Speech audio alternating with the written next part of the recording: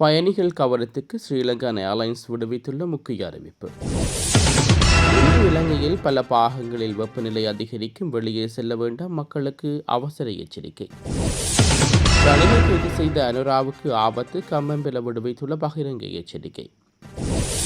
இலங்கை கடற்பரப்பில் வெடித்து சிதறிய IRIS டேனா கப்பல், உயிரிழந்தவர்களின் பிரேத பரிசோதனையில் வெளியான தகவல். நீடிக்கும் பதட்டம், மூடப்பட்டுள்ள வான்பரப்புகள், இலங்கையிலும் பல விமானங்கள் ரத்து. இலங்கைக்கு இது பேரழிவு, இந்திய ஊடகத்துக்கு சயித் பிரேமதாஸ் அதிரடி செய்தி.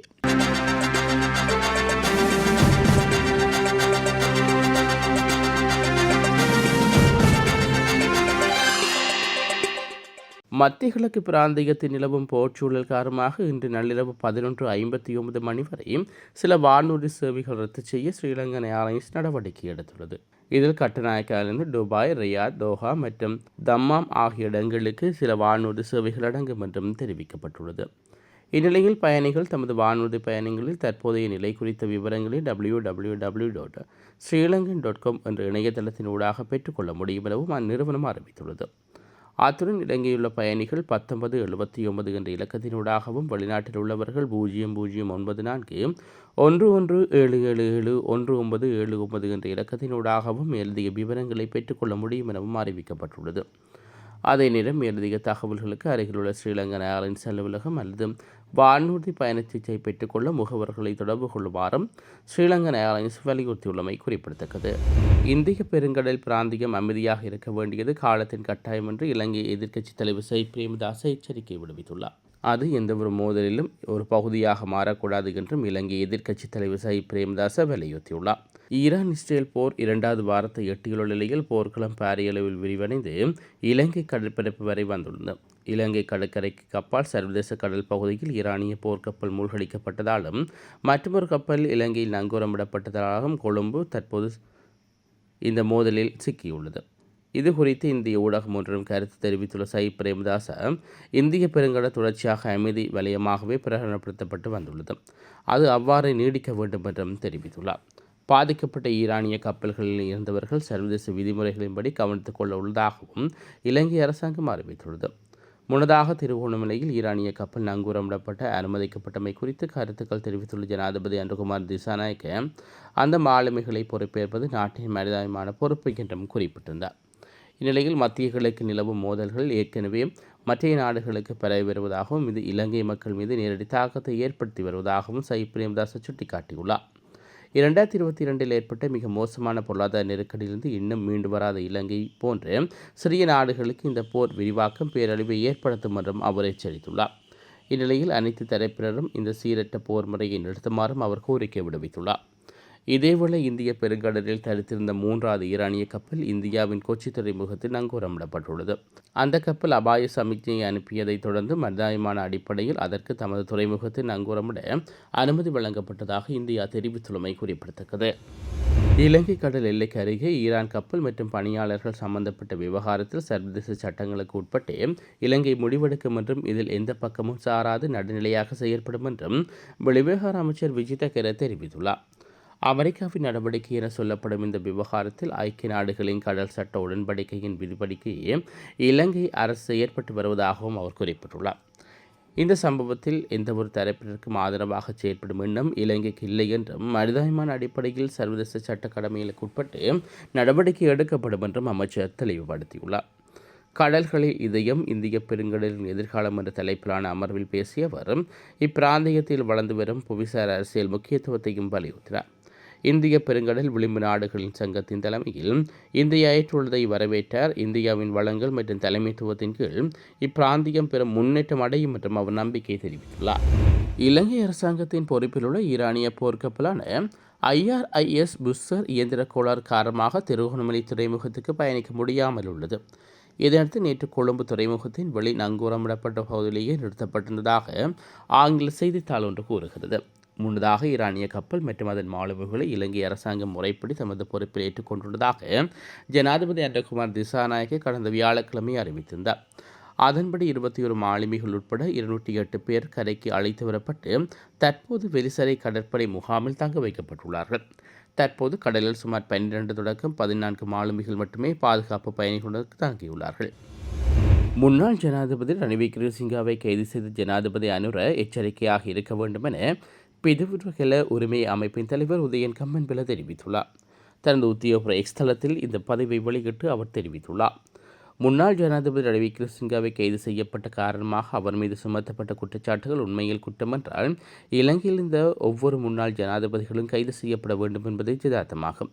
தகவல் அறியும் உரிமையை பயன்படுத்தி ஓஷலகரத் என்பவரால் வோல்டர் ஹாம்டன் பல்கலைக்கழகத்தில் கேட்கப்பட்ட கேள்விக்கு பதிலளிக்கையில் முன்னாள் ஜனாதிபதி ரணில் விக்ரமசிங்கவுக்கு 2023 அந்த பல்கலைக்கழகத்துக்கு வருகை தந்து ஒரு உத்தியோகபூர்வ அழைப்பின் பேரில் என்றும் தெரிவிக்கப்பட்டது. ரணில் விக்ரமசிங்க கைது செய்யப்பட்ட நாளிலிருந்து நான் கூறி வருவது இது ஒரு பயனற்ற விவாதமாகும் என்பதாகும். ஒரு ஜனாதிபதியின் பயணங்கள் உத்தியோகபூர்வமாக இருந்தாலும் இல்லாவிட்டாலும் பாதுகாப்பு மற்றும் ஏனைய உட்கட்டமைப்பு வசதிகளை அரசாங்கம் வழங்க வேண்டும். அது உலக நியதியாகும். இல்லை என்றால் நாட்டு தலைவர்கள் பாதுகாவலர்கள் இல்லாமலும் பாதுகாப்பு வாகனங்கள் இல்லாமலும் தனிப்பட்ட பயணங்களில் செல்லும் போது எதிரிகளால் இலக்கு வைக்கப்படுவார்கள். இந்த கைது நடவடிக்கையின் பின்னணியில் உள்ள ஜனாதிபதி அன்ராவுக்கும் எதிர்காலத்தில் இந்த கைது நடவடிக்கைகள் தன்னைத்தானே தாக்கும் செயலாக அமைந்துள்ளதாகவும் அவர் மேலும் குறிப்பிட்டுள்ளார். இலங்கையில் சில மாகாணங்கள் மற்றும் மாவட்டங்கள் இன்று மனித உடலில் உணரப்படும் வெப்பத்துக்கு அளவு எச்சரிக்கை அதிக மட்டத்துக்கு காணப்படும் என்று வளிமண்டல திணைக்களம் அறிவித்துள்ளது. அதன்படி சப்ரகம, வடமேல் மற்றும் வடமத்திய மாகாணங்களும் கொழும்பு, ஹம்பகா, வவுனியா, மன்னார், ஹம்பாந்தோட்டை மற்றும் மொன்றாகலை மாவட்டங்களுக்கும் இந்த எச்சரிக்கை விடுவிக்கப்பட்டுள்ளது. இந்த வெப்ப அதிகரிப்பு காரணமாக பொதுமக்கள் அதிக நேரம் வெயிலில் வேலை செய்வதை தவிர்க்குமாறும் போதிய அளவு நீர் அருந்துமாறும் அறிவுறுத்தப்பட்டுள்ளார்கள். யாழ்ப்பாணம் உரும்புராய் சந்தைக்கு அருகாமையில் உள்ள எரிபொருள் நிரப்பு நிலையத்தில் நேற்றைய தினம் தீப்பரவல் சம்பவம் ஒன்று நடைபெற்றுள்ளது. இதையடுத்து குறித்த பகுதிக்கு விரைந்து தீயணைப்பு படையினர் தீப்பரவலை கட்டுப்பாட்டுக்கு கொண்டு வந்துள்ளார்கள். தீப்பரவலுக்கான காரணங்கள் கண்டறியப்படாத நிலையில் சம்பவம் தொடர்பான மேலதிக விசாரணைகள் கோப்பாய் போலீசார் மேற்கொண்டு வருகின்றார்கள்.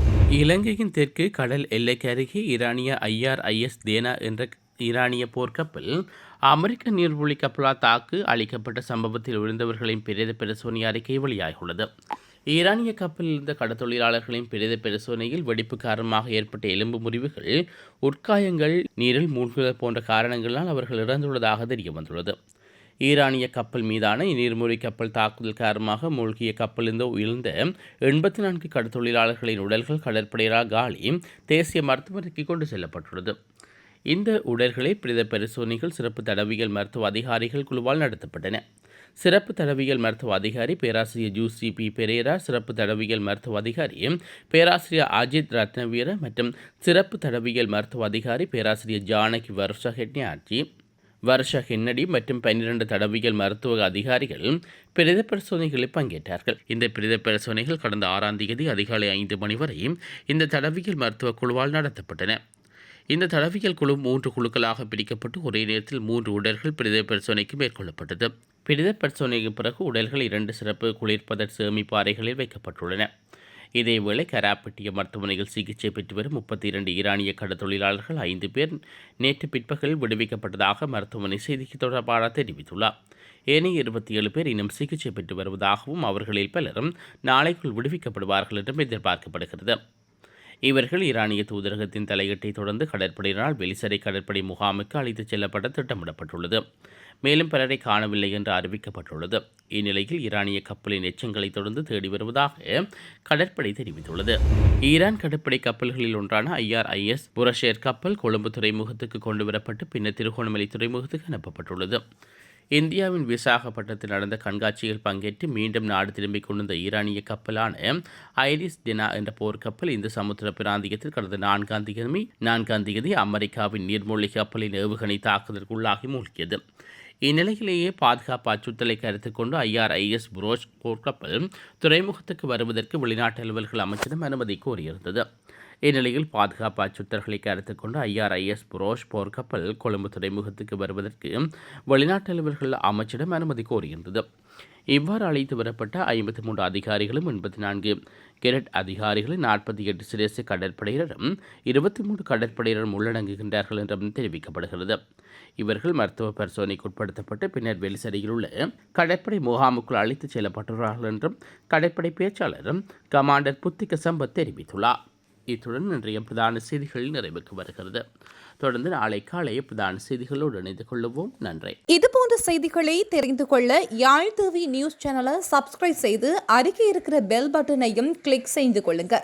மேலும் இதுபோன்ற செய்திகளை உடனுக்குடன் தெரிந்து கொள்ள யாழ்டிவி.com எனும் இணையதளத்தின் வாயிலாக எங்களோடு இணைந்து கொள்ளுங்கள்.